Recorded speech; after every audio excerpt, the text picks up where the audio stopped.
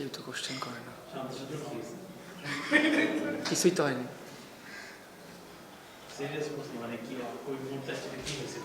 না, এটা তো হিট অফ দ্য মোমেন্টে, ওদের উইকেট দরকার ছিল, আমি আউট হয়েছি, একটু সেলিব্রেশন তো করবে, এটাই তো স্বাভাবিক, যে কোনো টিম এলেই করতো।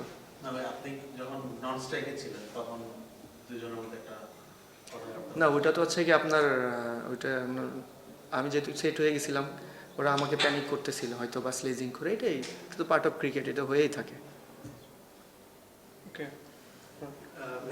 শেষ ওভারটা নিয়ে একটু বলবো। শেষ ওভারের আগে আপনারা কি ভাবছিলেন বাইরে থেকে, যখন সবাই বলে 10 রান দরকার, তারপরে যখন হাসান নওয়াজ 4টা মেরে দিল, তখন 3 বলে 2, তখন কি ভাবনা ছিল?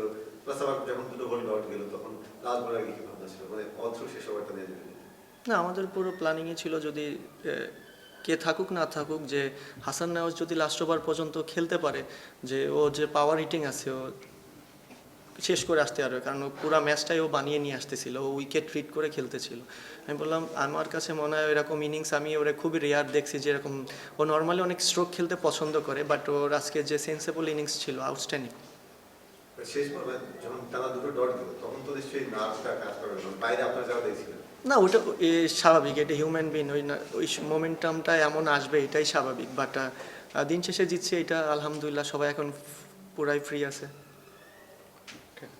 মানে আপনার পার্সোনাল জায়গা থেকে যদি বলি, মানে টুর্নামেন্টের শুরুতে যখন আপনি ক্যাপ্টেন্সিটা পান একটা এলোমেলো টিম, সেখান থেকে এখন মানে হাফ স্টেজে আপনারা এখন টেবিল টপার, মানে এই জিনিসটা কেমন লাগে?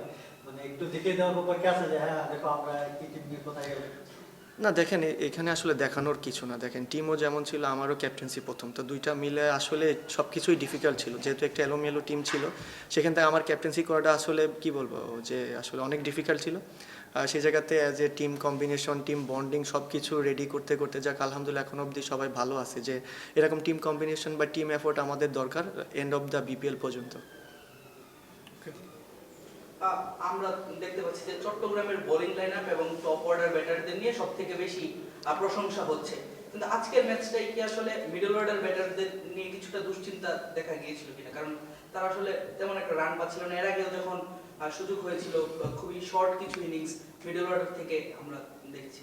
হ্যাঁ দেখেন, আমাদের যতগুলো আমরা ম্যাচ খেলেছি এর ভিতর সবগুলাই কিন্তু আমাদের টপ অর্ডারটা পারফর্ম করেছে, তো এই কারণে আমাদের মিডল অর্ডার ব্যাটসম্যানদের জন্য একটা মানে ডিফিকাল্ট ছিল, যেহেতু তারা রেগুলার ব্যাটিং করতে পারছে না। বিশেষ করে আপনি যদি সাদমানকে দেখেন, 3 ম্যাচ আগে হয়তো বা অল্প কিছু বল খেলেছে, বাট ওর জন্য অনেক ডিফিকাল্ট ছিল, কারণ ও আপনার অলরেডি অনেক দিন পরেও বিপিএল খেলতে আসছে।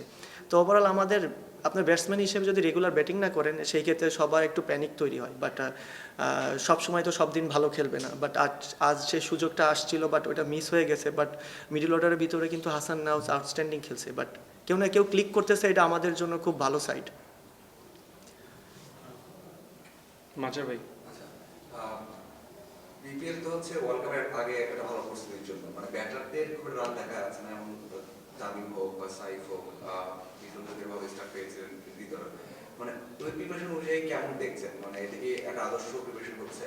আর ছোট একটা বিষয় যদি আপনি বলতে চান, সেটা হচ্ছে বাইরে যখন ঘটনা ঘটছে ইম্প্যাক্ট পড়ে কিনা, মানে ওয়ার্ল্ড কাপ যাবে কি যাবে না, ওয়ার্ল্ড কাপ প্রস্তুতি দিলে ওই চিন্তা কি আসে কিনা, একটু সমস্যা করে কিনা? না, এটা নিয়ে আমার মনে হয় না কোনো প্লেয়ার প্যানিক আছে, কারণ যেহেতু আপনি ক্রিকেটে যখন খেলায় ঢুকবেন, আপনার যত বড়ই প্রবলেম থাকুক না কেন, আপনি ওই টেনশন বাদ দিয়ে কিন্তু ক্রিকেট খেলতে আসে ম্যাক্সিমাম। এটা হয় যে হয় না যে না, বাট ম্যাক্সিমাম টাইমে এমন হয়। বাট আপনি যেভাবে বলছেন যে ব্যাটসম্যানরা যে খেলতেছে, বাট এক একজনের প্রিপারেশন এক একভাবে, তারা হয়তো বা ভালো জানে তাদের কি করলে ভালো হবে, না করলে যে টিম এক একজন আছে তারা হয়তো ফাইন্ড আউট করতেছে যে কিভাবে কি করলে হইলে টিমের জন্য ভালো, আমাদের কারণ দিন শেষে আপনার ওয়ার্ল্ড কাপের একটা জায়গায় ব্যাটসম্যানদের পারফর্ম করাটা ইম্পর্টেন্ট এবং ফর্মে থাকাটাও ইম্পর্টেন্ট। আশা করি তারা রাইট টাইমে রাইট জায়গায় জ্বলে উঠবে। জুবের ভাই, রসিংটনের দেখলাম যে হাতে ব্যথা পেয়েছিল, ওটা কি অবস্থা একটু জানেন? ও আউট হওয়ার পরে আর আমি নিচে ডাগ আউটে চলে আসছি, তারপরে মেবি ও চেক করতে গেছে যে হাতে কোনো প্রবলেম হয়েছে কিনা, এটা আর কি।